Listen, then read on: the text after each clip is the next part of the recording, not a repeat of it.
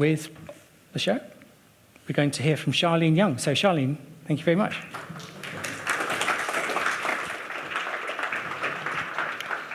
Right, first off, I don't like to start on a negative, but I'm going to have to start with a couple of apologies. I'm at the tail end of a terrible cold, so I've got my little props here. So apologies in advance, but no one wants me up here in case I get a bit of a coughing fit or whatever. And second, I really shouldn't apologise for this. This is my bread and butter. This is my day job. I'm going to be talking to you about pensions. Now, I'm hoping I've got a bit of a captured audience here, rather than, if I hang out with my friends and they remember what I work in and I get a bit of a collective groan. So, taking a slightly different angle today, I want to talk about the power of pension contributions and kind of explore different ways beyond maybe the tax relief and annual allowance rules that we know, how pension contributions can get you allowances and tax back. Right, that's worked. Oh, hang on, going the wrong way. There's a disclaimer there. I feel like it's just for me. But yes, what am I going to cover? So very quickly, I'm going to answer that what should be a really simple question. How much can I pay into a pension? It's not quite as simple as it should be, in my view. And then I'm going to cover something called adjusted net income. That's kind of the thread that runs through my presentation, why it's important, and how pension contributions can impact it. And then I'm going to look at some case studies about how much we can actually get back. So, to that, what should be a simple question to answer? How much can I pay into a pension? Well, there's two main levers that the government and the taxman use to control how much you can pay in. So I'm going to move across here because I'm going to just be in the way for everybody. So the first of those levers is something called the annual allowance. Now, for most people, that's £60,000 per tax year. And what does that cover? The gross value of all contributions made by you or for you or on your behalf. Now, it can be lower if you've got an income plus employer pension contributions of over £260,000 a year, or if you've already accessed your pension and taken a flexible income. Flexibly accessed is one of my pet hates, but it's the defined terms that we have to deal with sometimes in pensions. And now one that has been in the news a lot and kept me very busy lately, even as soon as this morning, is tax relief. Now, here we're talking about personal contributions for UK residents. How much could you pay in? Well, it's up to 100% of what's known as your relevant earnings. If you've got no earnings, or someone in your family, for instance, a spouse, partner, a child doesn't have any earnings, you can still pay into a pension for them, up to £3,600 a year gross. And that's really useful if you've used up your own allowances, or you find your allowances are restricted, and you want to make use of some extra cash you've got to put aside. Now, with SIPs that we love and we know and we love at AJ Bell, you get 20% basic rate tax relief automatically added on that money you pay in personally. And then if you're a higher rate taxpayer or an additional rate taxpayer, you can reclaim even more tax relief from HMRC. Okay, so very quick whistle-stop tour. I could do a whole presentation on that and lots of different scenarios. So if you do want to know some more, please pop to our website. There is an information article all about how much you can contribute to your pension. It goes right into more details on some of those lower allowances, for instance, if you do fall into that higher income bracket or if you've already accessed a personal pension like a SIP. So please pop there. You'll get the slides as well, so the link should hopefully show up for everybody. Right, now moving to adjusted net income. And now, again, another bit of jargon, not just pensions jargon, but it is a horrid phrase, but it's a defined term that comes from HMRC. And as I've mentioned, it's kind of the thread that goes through this presentation. So, what is it? So it's your total taxable income, bit of a tongue twister there, not just earnings. So sometimes this trips people up because when you're talking about pensions and how much you can pay in personally, that relates to your earnings, so earned income. However, adjusted net income also includes things like dividends, investment income, if you own any rental properties personally and you're getting property income. So that investment income is also included in this, and sometimes that can trip people up. But you also then take off certain tax reliefs. So, for example, certain trading losses, gift aid donations to charity, so the ones that you can tick that box if you're earning and you can have that topped up with a bonus, a boost, or the charity donation can by the government, and importantly, pension contributions. Someone's having a very good fun time behind there. So why is this important? Why am I even talking about this through my presentation? Well, adjusted net income features in the kind of threshold and tests for lots of different allowances and entitlements to various types of support. So as we move up the pyramid, that will hopefully come onto screen. No, it doesn't want to. There we go, right. So we've got 5 different allowances as we move up the pyramid there. So we're starting at the bottom there with the personal savings allowance. Is this really, it's not working now. Brilliant. It's flashing like it's run out of battery, just by the way. So starting right at the bottom with the personal savings allowance. I'll come on to what that means in a second and how a pension contribution can maybe get you an entitlement to that back. Then moving up to child benefit, and then up to the personal allowance and certain childcare supports. And at the top of that pyramid there, I've mentioned the tapered annual allowance. Now, I could do an entire presentation evening on that, so I'm actually just going to cover those first 4 moving up from the bottom of the pyramid today. So, the personal savings allowance. What is it? So it protects non-ISA interest from income tax. Thank you. I'll just go through this. So it's set at £1,000 for basic rate taxpayers, and it reduces if you pay higher rate tax to £500. If you pay tax at the additional rate, you won't get any personal savings allowance. Thank you very much. Please work. There we go. That's a bit quicker as well. So why are pension contributions so great? Why do I talk about them so much? Well, what a pension contribution can do, a personal pension contribution that you make yourself, it lowers your taxable income and expands what we call the basic rate band. So why is that important? Well, higher rate tax kicks in there on earnings at just over 50,000, as we know, £50,270 a year. So not only do you get an extra boost into your pension plus the tax relief, you could actually unlock an extra £500 in interest before tax if you can lower that band down to the level where you can get that entitlement back.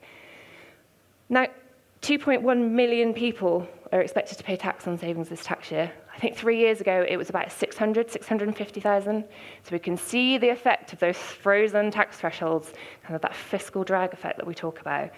And, personal savings allowance, we didn't talk about it that much when interest rates were at historic lows. But now, if you think about it, if you had £20,000 in the bank at 5%, you could be tipping into that allowance, that £1,000 allowance.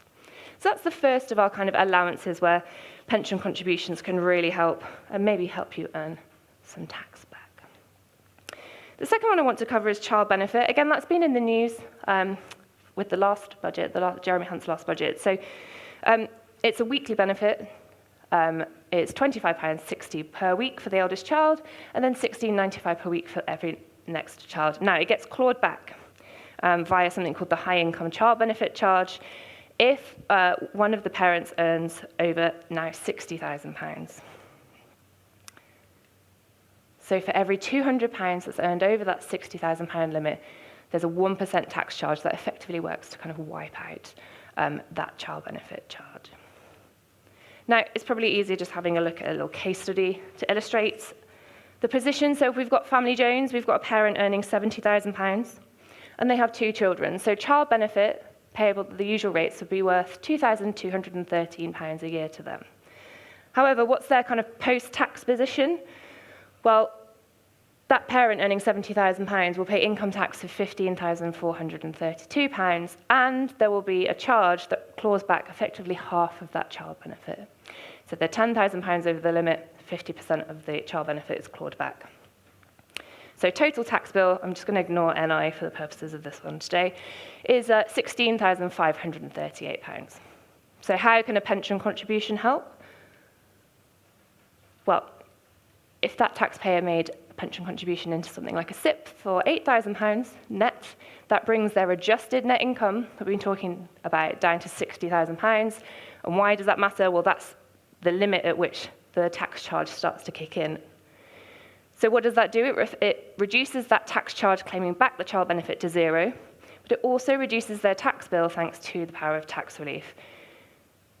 So effectively, Family Jones pays £5,106 less in tax.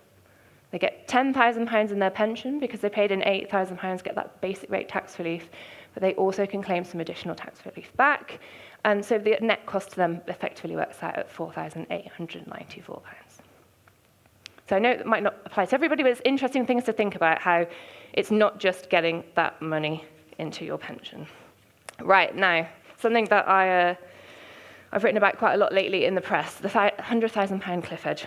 Why do we care about that? Well, there's kind of two reasons, really, and how can pensions help mitigate some of this cliff edge? So it all goes back to the personal allowance for income tax. So most people get a tax-free slice of their income that they can get without paying any tax, and that's £12,570. However, if our adjusted net income tips over that £100,000 figure, you start to lose your personal allowance. Now, you lose the allowance at a rate of £1 for every £2 your income goes over £100,000, to the point where it's completely lost if someone has adjusted net income of £125,000, 240 pence. Nice round figure to remember. Coincidentally, that's where the additional rate of income tax of 45% kicks in. What does that mean? Well, it works out as a 60% effective tax rate on that band of income between 100 and 125-ish thousand pounds. So what's the impact of what we call the cliff edge? So if we consider someone earning, or adjusted net income, I should say, of £100,000, they get a small bonus of £2,000. What's the impact? Well, they pay £800 higher rate tax, 40% straight away. On that £2,000, they also lose £1,000 of their personal allowance, so at that rate of 1 for 2.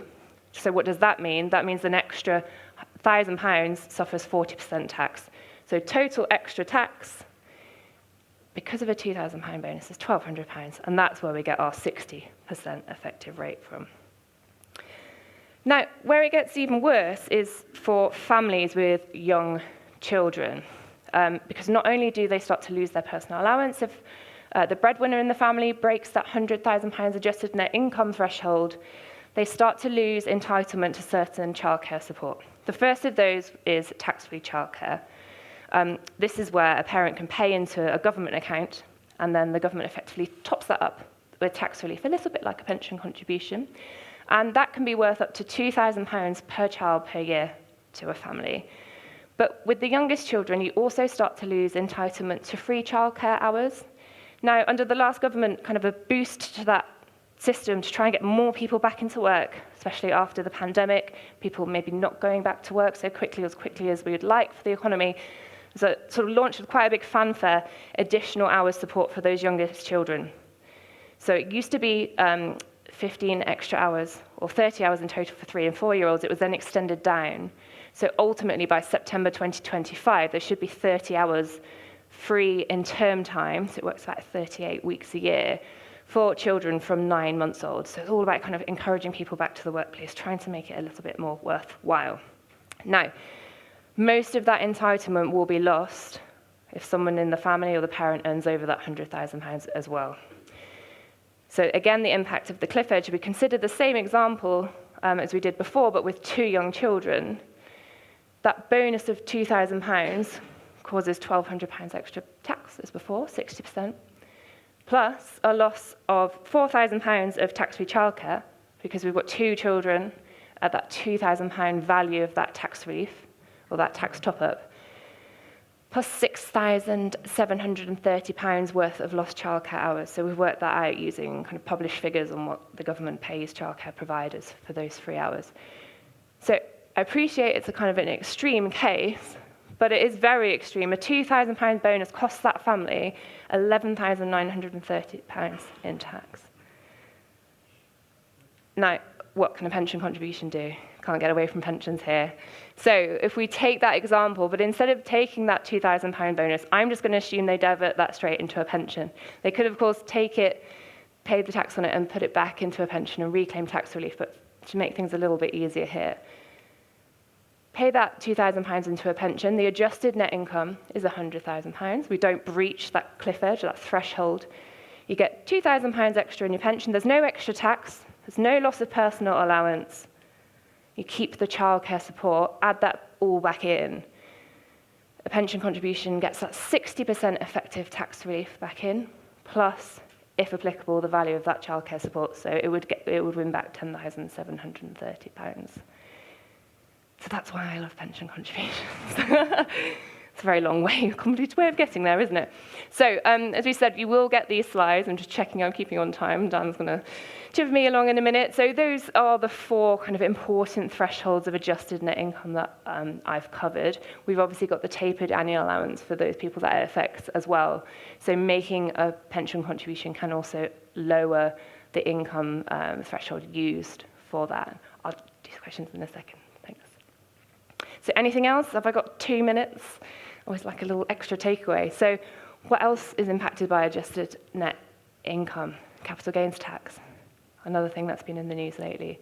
So at present, a pension contribution, as we've learned, can bring down your taxable income, which can affect the rate of capital gains tax that you might pay. So it could lower all or some of the gain to pay tax at 10% rather than 20%, and as I mentioned, the tapered annual allowance as well. Must get advice on that one, okay? Because that can get very, very complicated with those calculations there. So that's just to illustrate. You will get this in the slide pack, kind of the impact of the tax you could pay on a gain, sitting below and above that kind of higher rate threshold. I think I'm out of time here. Oh, and all that leaves me to say is thank you very much. I'm going to leave that disclaimer slide on. Am I taking questions now or send them? Right, no, sorry. I have to dash off, but if you do have a question, please feel free to email it across to Lisa and the team organising the event. I know I had a couple in today already, so I'm very happy to answer those, but I can't give you advice, I'm afraid. But thank you very much, everyone.